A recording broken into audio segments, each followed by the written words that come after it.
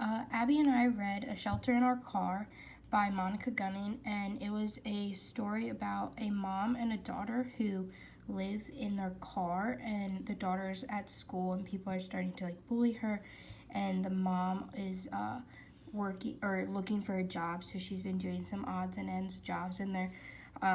just it follows their story of trying to get a job and also a stable place to live. And so by the end of the story, the mom has found a job where they're able to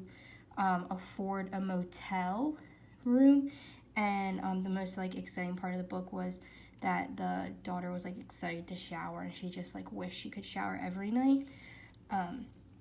And then this would be a good book to use in social studies or health, just because it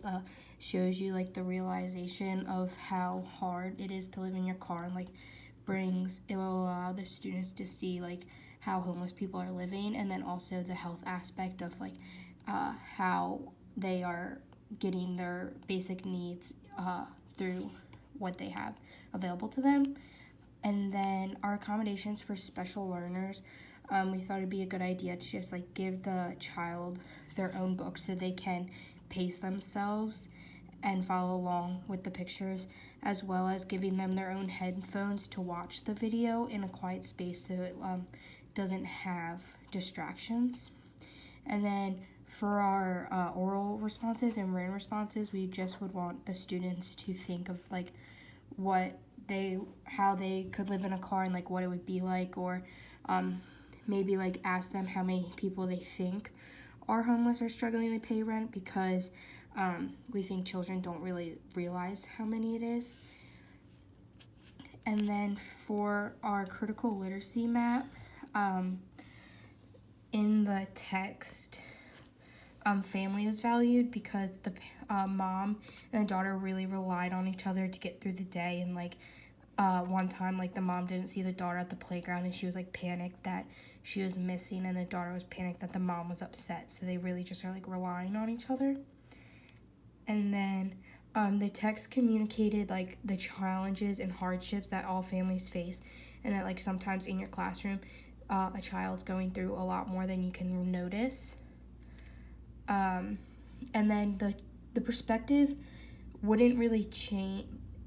If it was changed, the text meaning wouldn't change, just because I think if the story was with a boy and his dad, or they were older, you'd still be able to see how hard it is to live in your car. And I think that it would come across no matter the age or the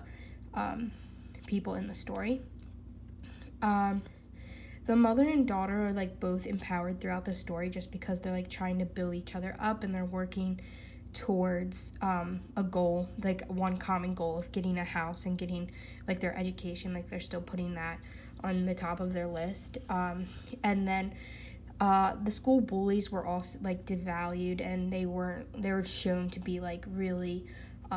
mean, and especially because the daughter was the main character, and she was made out to be so powerful.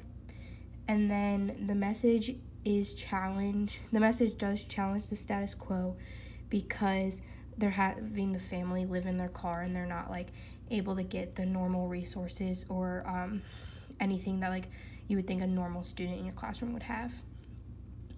And then I think to use this text in your classroom, you can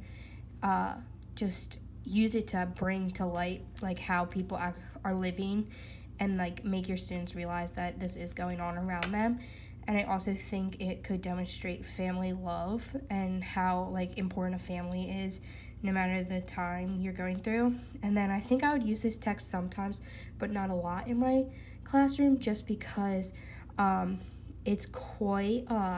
eye-opening, and it might scare some children who are close to being homeless but not quite, and we don't they could just get really nervous from it. So I think that I would use it with hesitations.